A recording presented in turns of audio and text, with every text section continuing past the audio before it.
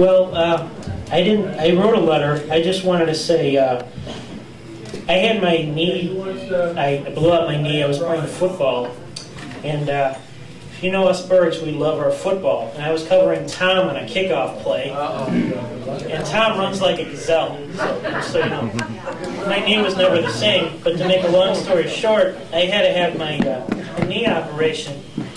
And I was really scared because I had never had an operation before. So Mom says, we're coming up, and we're going to get you out of the hospital when you're done. So not only did they do that, but they got me the painkillers and everything. They took me back to my dorm room.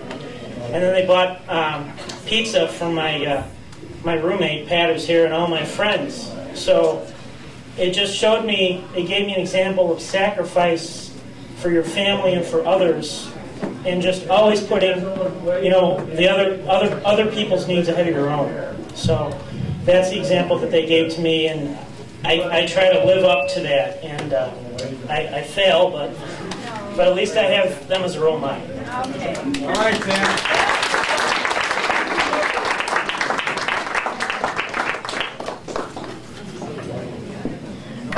Greg, would you please step up here? Greg here? There you are. Which one? Don't try to hide behind the picture. All right, Greg, all right.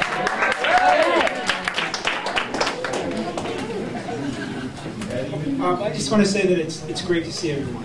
It's really wonderful to see everybody. This brings back so many memories to see everybody. And it's really sad that there are some people that aren't here with us. Patty, Uncle Bob, and all the family members we've lost over the past few years. What I remember about my parents are really events like this. There was a time during the I think the mid-'60s when we were growing up, there wasn't a lot of money in the family. A lot of kids, not a lot of cash. And they always made every event in our lives special. Birthday parties, communions, confirmations. And the way they did that is they invited the entire family, the entire extended family over. And what was great about that is, even though they weren't able to afford a lot in the way of presents or money, everybody else brought gifts to those events. So it made it that much more special.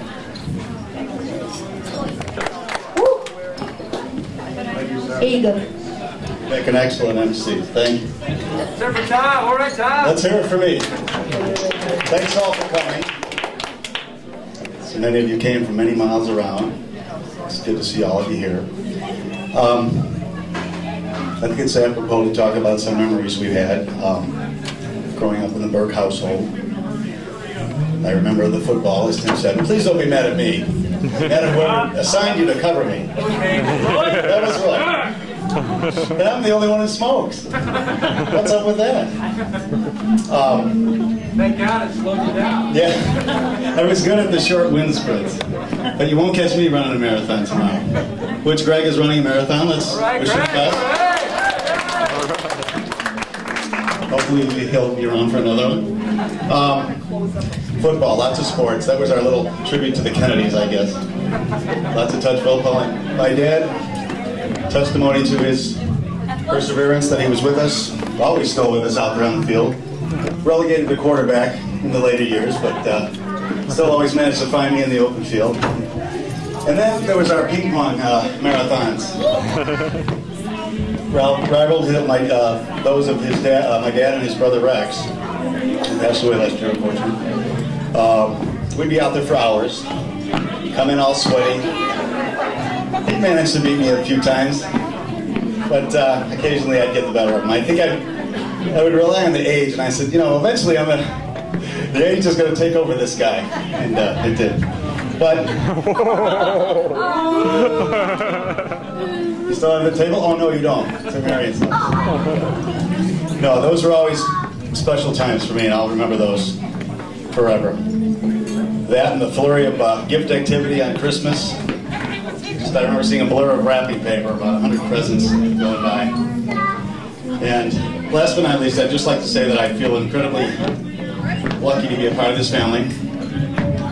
And Well, happy to be part of this family, and lucky that in being the fourth of 8 children, I'm glad they didn't stop at 3. Thank you.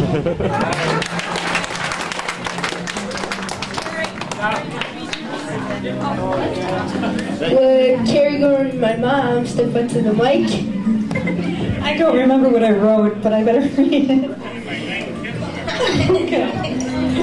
Don't be shy. Mom and Dad are the best parents I've ever met. We are so lucky to have them for parents. They taught us individuality, independence, and to never forget our spirituality.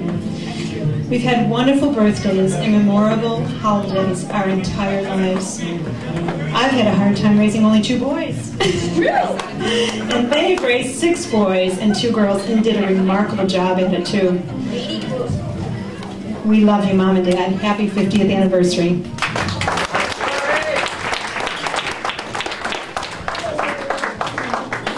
Okay, right now. Oh, you're next? All right. Here you go, Paul. I don't have a prepared speech either, but I just want to say how lucky I feel to be to have wonderful parents like Art and Barb.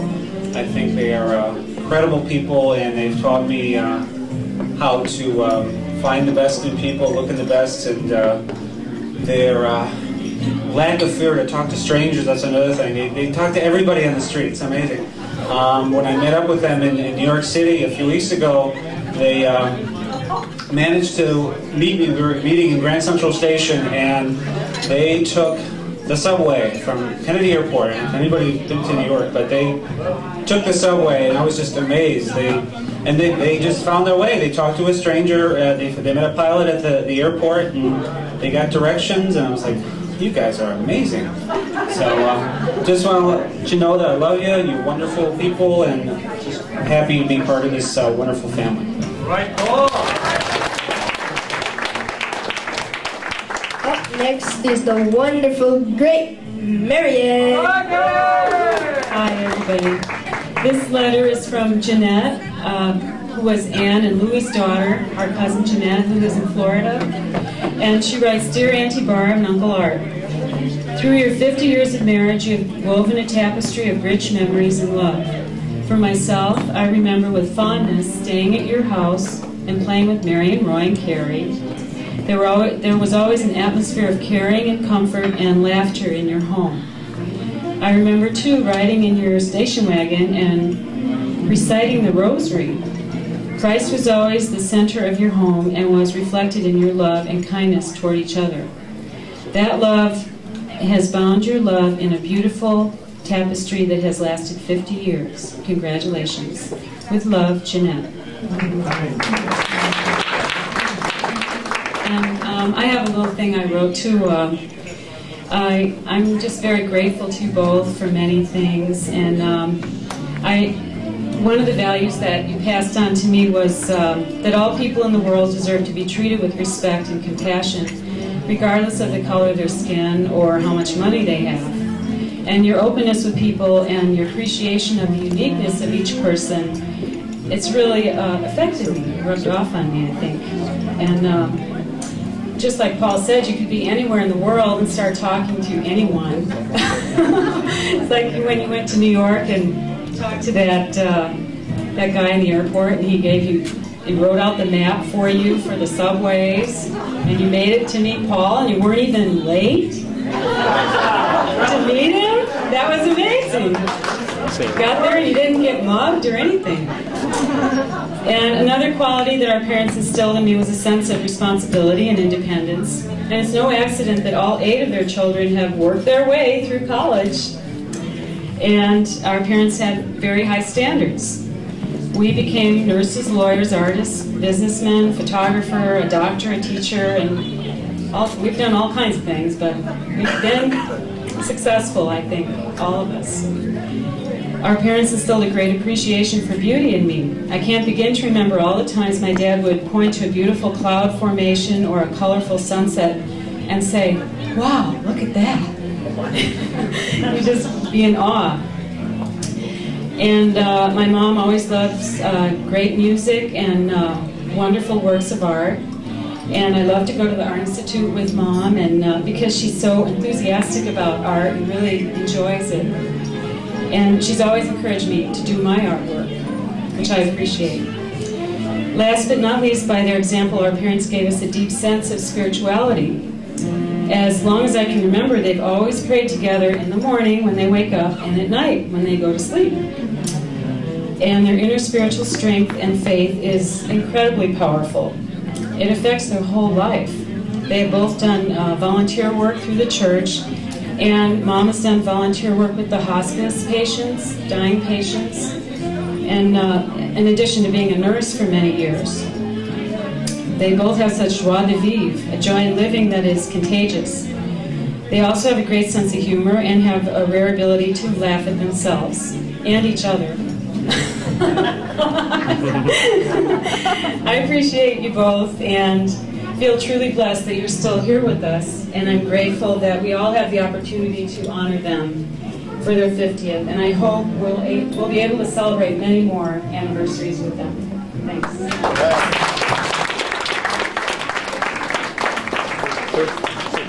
This is a letter from my brother Chris, who had to leave. What can I say about Mom and Dad on this special occasion, except congratulations and thanks. Thanks for always being there when we needed you. Thanks for always having food on the table and a roof over our heads. Thanks for raising 8 kids and managing to have at least half of us turn out fairly normal. I have one memory vivid, which I would like to share, and that is about 4 or 5 of us young kids, each wanting something different all at once, running after Mom upstairs in our house in Morton Grove, and Mom yelling, "Leave me alone, leave me alone!" Now that I have 4 small kids of my own, I can understand her sentiments at that time. Congratulations on 50 years of marriage. We all love you very much, Chris. All right.